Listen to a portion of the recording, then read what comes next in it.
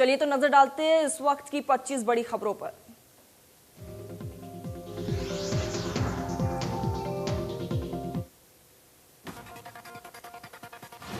देश में कोरोना मामलों में लगातार गिरावट दर्ज की जा रही है। 24 घंटे में 92,000 से भी ज्यादा नए केस सामने आए। 2,222 मरीजों की मौत। महाराष्ट्र में कोरोना के केस लगातार कम हो रहे हैं। एक दिन में महाराष्ट्र में कोरोना के 10,891 नए मरीज सामने आए। 16,000 कोविड मरीज ठीक हुए। 702 मरीजों की मौत। दिल्ली में 24 घंटे में 316 से भी ज्यादा केस सामने। 41 मरीजों ने तोड़ा दम। दिल्ली में अब 4,000 से भी ज्यादा एक्टिव केस। प्रदेश में कोरोना के 635 नए मामले सामने आए। 24 घंटे में 48 लोगों की जान चली गई। 1,000 से भी ज्यादा मरीज ठीक हुए। अब एक्टिव केस 7,000 से ज्यादा।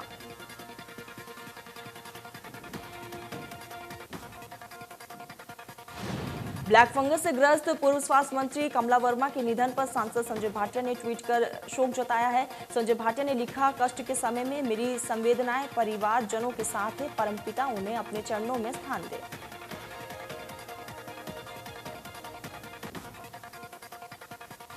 कोरोना के बाद अब ब्लैक फंगस बीमारी को महामारी घोषित कर दिया गया है। ब्लैक फंगस की दवाइयों की कमी सबसे बड़ी समस्या बनती नजर आ रही है। ब्लैक फंगस की दवाइयों का उत्पादन करने की लघु फार्मा उद्योगों के लिए भी किसी चुनौती से कम नहीं।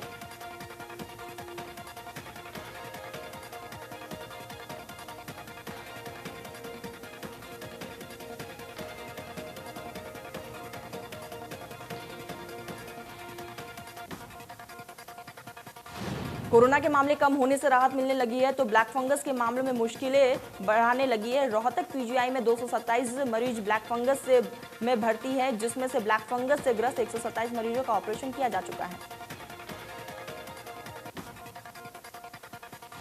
मुख्यमंत्री मनोहर लाल ने वैक्सीन फ्री देने पर पीएम मोदी का आभार जताया। दीपावली तक सभी गरीब परिवारों को मुफ्त राशन की घोषणा को लेकर भी पीएम का आभार जताया।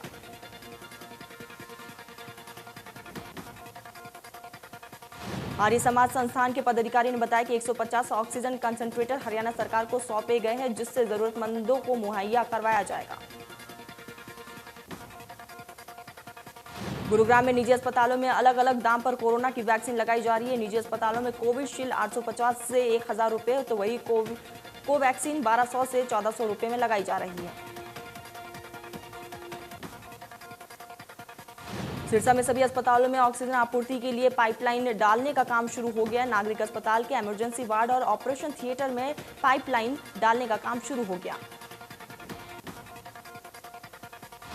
अंबाला में अब एक ही छत के नीचे आम लोगों को शिकायत, परेशानी और परमिशन और वेरिफिकेशन जैसी सुविधाएं मिलेंगी। शहर थाना और सदर थाना में मित्र कक्ष बनाए गए। सीएम ने पंचकुला मेट्रोपॉलिटन अथॉरिटी की घोषणा की है। वह कहा है कि पीएमडीए के तहत विकास किया जाएगा। पंचकुला को मेडिकल और शिक्षा हब बनाने की तैयारी की जाएगी।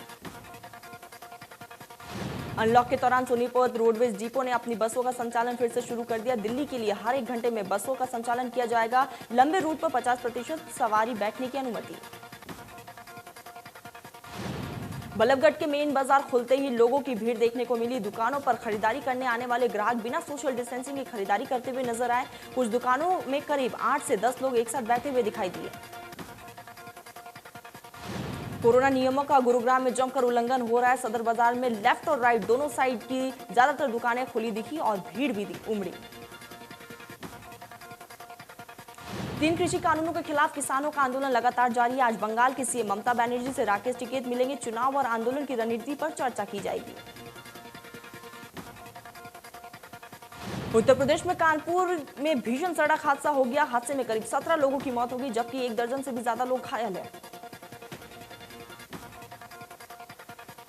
करनाल के गांव डबरी में उस वक्त हड़कंप मच गया जब बाप बेटे के झगड़े में गोली चल गई और बीच बचाव करने आई बेटे की पत्नी की गोली लगने से मौत हो गई। पुलिस मौके पर पहुंची, शव को पोस्टमार्टम के लिए भेजा। करनाल के सामली गांव के रहने वाले 33 साल के युवक की संदिग्ध परिस्थितियों में मौत होगी। बताया जा रहा है कि युवक ने जहरीली पदार्थ खाया था।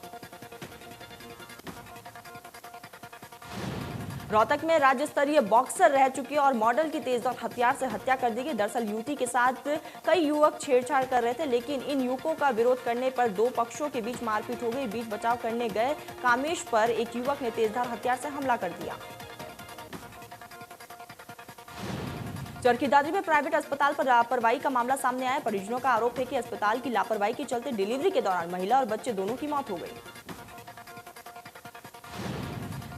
भिवानी में सीएम फ्लाइंग ने ताबड़तोड़ छापेमारी की। इस दौरान टीम ने पनीर और तेल की सैंपलिंग ली और कार्रवाई के दौरान टीम ने नमकीन बनाने वाले फैक्ट्री में सफाई न होने पर नाराजगी जताई।